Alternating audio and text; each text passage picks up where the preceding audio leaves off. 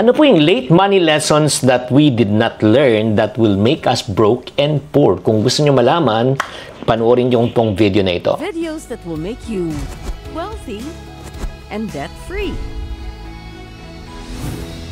Hi there, this is Chinkitan, your pambansang wealth coach. Today, we are going to react from a video that I saw from James Deakin, ang aking ka-look-alike, at huwag kang kokontra. Si James Deakin po ay isang car vlogger. As a matter of fact, right now, I think he has a podcast. And then, when he was talking about yung mga pagkakamali niya sa pera, doon ako naging interesado. Sinabi ko, gusto kong matuto sa kanyang pagkakamali. At ang pagkakamali niya, let's watch this. What money lesson did we learn too late? Fantastic question. Go. Heavily layered, but yes, I think I would start with investing first. Like we talked about in a previous episode, I had this weird idea that investing was just like spending, you know, and risky, like you could lose it all, right? But you know, there are safe investments to make, and just understanding compounded interest, if you could understand that. Okay, yes, tama po yan. Akala natin dati, di ba, ang investment ay parang syempre naglalabas ka ng pera, parang sugal lang siya, parang mawawala lang pera mo. Pero kung naintindihan mo talaga kung paano po nagwo-work ang investment, especially yung principle of compounding interest, interest upon earning, interest upon interest upon interest, mamamangha ka talaga. Alam mo, ang pera mo, kailangan natin maintindihan, ay parang siyang binhi. Ano ginagawa natin sa binhi? Tinatanim po natin para dumami po siya. Nakakita na ba kayo na magsasaka na kinain ng binhi? No, syempre, pag kinain ng binhi, wala na itatanim. Kaya nga, alam mo, wala pang taong talagang sumobrang yaman dahil hindi nakapag-invest. That's number one. The reality, bakit natin kailangan matuto mag-invest? The moment you stop working, you stop earning, but you don't stop spending. Lalo na kung ikaw ay nasa lower middle class at middle class, you cannot afford to stop working. Kasi pag tumigil na tayo sa kakatrabaho, wala nang papasok. Pero ang kagandahan po ng investment, ang mangyayari po niyan, darating ang panahon, kahit di ka nagkatrabaho, may pera pa rin pumapasok sa pamagitan ng investment. As a matter of fact, dati, we work for money. But right now, investment means money is working for you. Kaya the question is, the best time to invest? Today po. Bakit? Kailangan po natin matuto bago tayo mag-invest. And then basically just understanding how money works. I wish somebody had told me from the beginning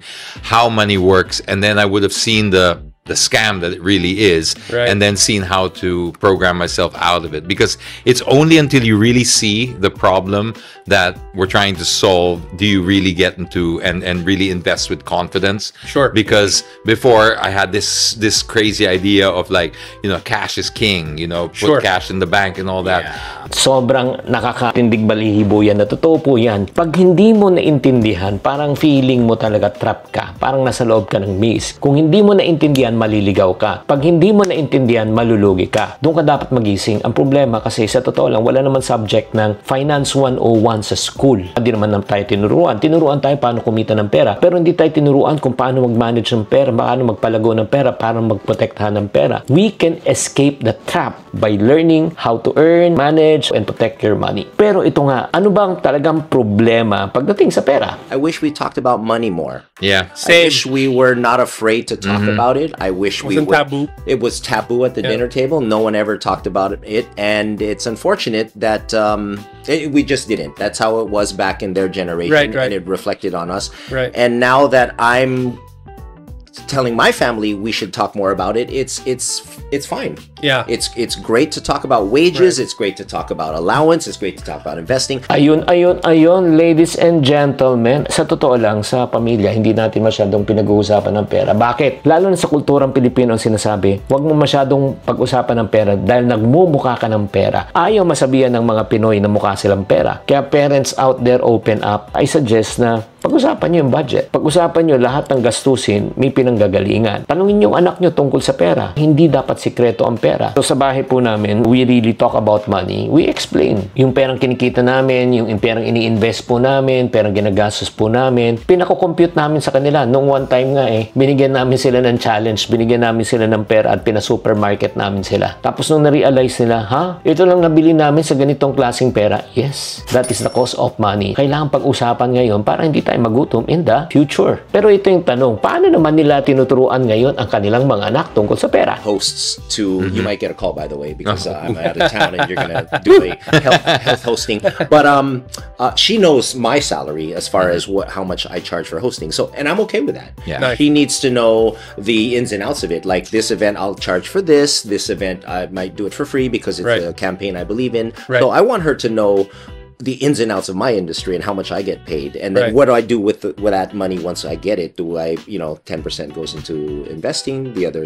goes into groceries, the budget. Wow, o yan. Yan ang tunay na legacy na hindi lang ipinamamana ay pera. Ang pinapamana po nating kaalaman. Bakit po? Ito lang ang reality. Ang pera nauubos, ang bahay pwedeng ibenta, ang negosyo pwedeng malugi. Pero imagine mo, pinamanahan mo yung anak mo ng financial literacy and financial responsibility. Hindi mauubos yan. Alam mo, ang kagandahan po nga niyan yung transparency sa loob ng ating pamilya. Kung gusto mo talaga matutong anak mo mag-invest, magnegosyo, mag-ipon, pakita mo. Money values are not taught at home, they are caught. Kung ano nakikita nila, yan ang gagayahin nila. Pero ito yung malaking katanungan. Kailangan ba natin maging mayaman bago tayo mag-invest? Business-minded, more.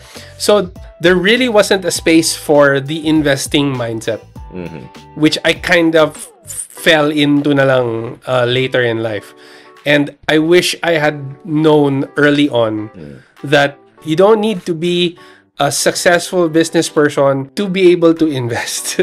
Like you can start where you are right now, no matter how small, and you can build from there. Ayun, di ba mga kapatid? Yes na yes. Tama po talaga. Hindi mo kailangan po ng maraming pera para mag-invest. Kahit na 500 pesos lang, pwede na. Kahit na 1,000 pesos, maghulog ka. Ang dami ng investment ngayon. Pwede sa e-banks, pwede sa Pag-ibig MP2, 500 lang. Ang importante, matuto tayo mag-manage kahit sa maliit. Alam mo, small amount teach big discipline. Kahit pa piso-piso lang yan, pag-aralan mo yan, pag nakikita mo lumalaki na yan, ngayon, barya-barya ang i-invest mo. Darating ang panahon, milyon-milyon nang mai-invest mo. Ang next question naman is, paano naman pagdating sa utang? How to use debt properly, because debt is such a ang galing mo. It's a 4-letter word, diba?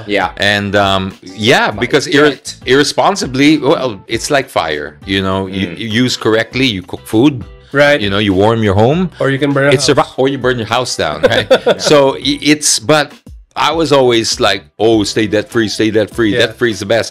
And it makes sense because in your limited understanding, like put money in the bank, stay debt free. That's okay. Yes. Boom! Ulitin ko tama po siya, sabi ng aking kamukha. Hindi lahat ng utang po ay masama. Dalawang klaseng utang. Ang isang utang po ay mabuti, isang masama. Mabuting utang, nangutang ka, tapos sininegosyo mo, kumita ka, binayaran mo yung interest mo, may kita ka pa. Ang masamang utang, nangutang ka pero wala na siyang balik sa tubig, kuryente, upa, diba? May ospital. Ang utang ginagamit hindi po sa bisyo. Ang utang ginagamit po para palaguin palalo at padamihin. Kaya it's called OPM. Ano ibig sabihin ng OPM? Other people's money. Yan po yung ginagawa ng mga matatagumpay. Pagka meron silang opportunity, nakita po nila, uutangin nila sa bangko. Tapos like for example, lupa. Ang charge nila 7% interest per annum. Pero ang lupa pwedeng kumita ng mga 10 to 20% interest per annum. Nagko-compound pa yan. Try learning about money. I hope may natutunan po kayo kung nakaka-relate kayo kahit sa mga ito, good news. Pwede ka pang humabol, hindi pa huli ang lahat. Importante, matuto po tayo matungkol sa pagpalago ng pera, matuto tayo kung paano umunlad, matuto tayo kung paano tayo magnegosyo. Kaya kung nagustuhan nyo to, please type it in kung ano po ang natutunan nyo sa episode natin na ito. Sa pamilya nyo, open ba kayo sa pera? Sino kaya nagtuturo na mag-budget tungkol sa pera? I hope that you are encouraged. Please don't forget to like, to follow, and subscribe this channel. Tatandaan, tamang karunungan, tamang disiplina po ang susi sa pagyaman.